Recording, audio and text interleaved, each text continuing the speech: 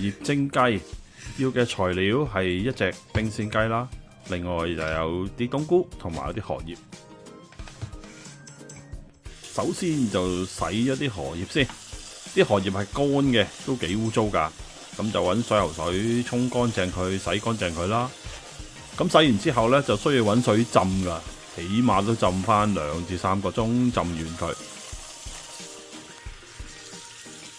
啲荷葉係浮面嘅喎，咁啊想佢容易啲浸呢，就揾啲重嘢擲住佢啦。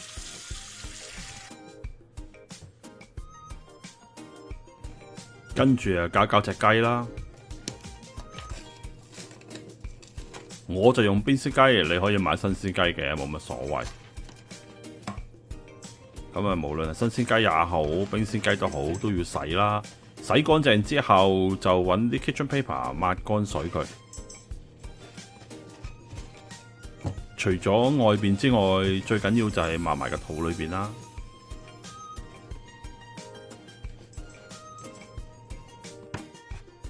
跟住就將佢斬件啦。雞嘅不同部位，譬如雞腳啊、雞頸啊嗰啲，如果你想 keep 嘅，你咪 keep 啦。如果你話唔想要，咁咪唔要咯。通常呢，雞頸、雞頭嗰啲我就唔 keep 嘅，雞腳呢我就會 keep，睇個人啦。將啲雞呢斬到啲 size 呢件差唔多咁啊 OK 嘅。雞頸抌咗。咁啊，雞尾嗰處嗰啲油呢，通常都要搣走佢啦，因為好肥嘅。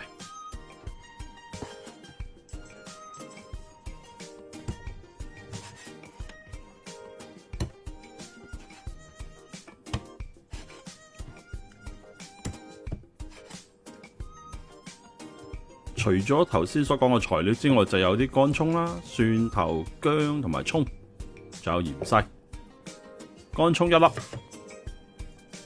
搣走啲頂嗰啲唔要，跟住將佢切碎佢，底啲根又唔要，抌晒落啲雞度。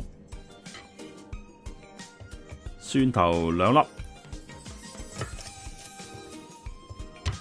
拍一拍佢，方便搣衣。跟住就切碎佢，切到咁就 OK 噶啦。唔使太碎噶，擺埋落啲雞度。薑就切幾片啦，3片、4片冇乜所謂。薑皮就你中意啦，我就切走咗佢，咁啊靚仔啲。切啲薑塊，抌埋落啲雞度。冬菇呢度就10隻8隻已經發好咗噶啦。通常我都將啲冬菇呢就發好晒，擺喺冰格，要用就拎出嚟解凍。至於點樣發冬菇嘅，網上好多資料噶，自己上網抄下啦。將冬菇切片，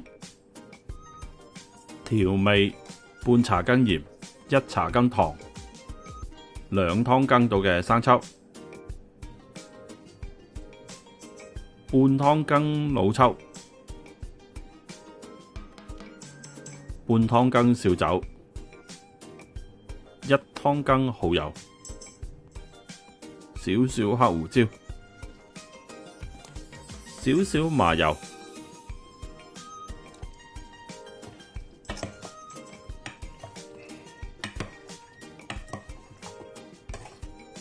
跟住再落2茶羹嘅 cornstarch 鷹粟粉，攪勻佢，撈勻佢。將冬菇加埋落去，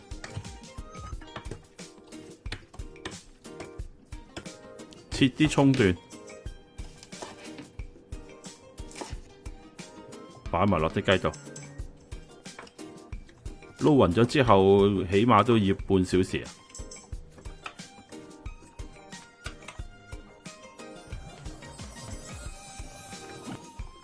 咁跟住就將啲雞擺落啲荷葉度啦。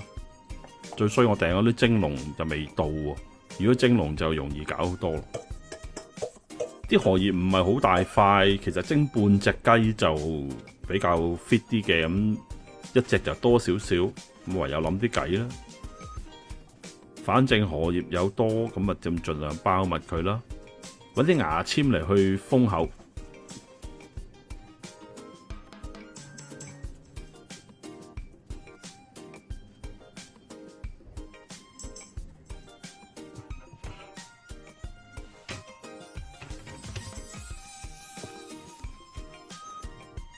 真係荷葉有多嘛，咁咪再繼續諗辦法去封靚啲咯。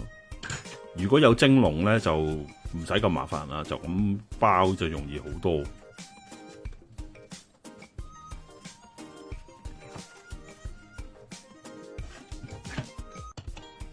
好，就咁，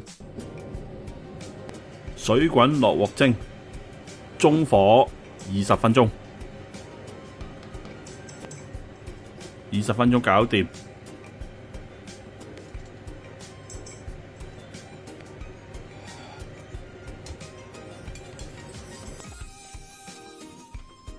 剪開啲荷葉，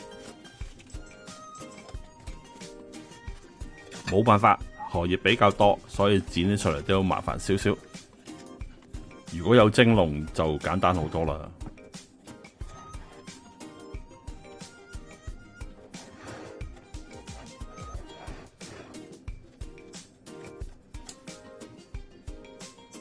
啲荷葉一剪開咧，已經聞到香噴噴。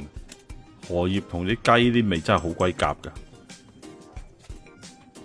撒少少蔥花，亦都撒少少芫茜，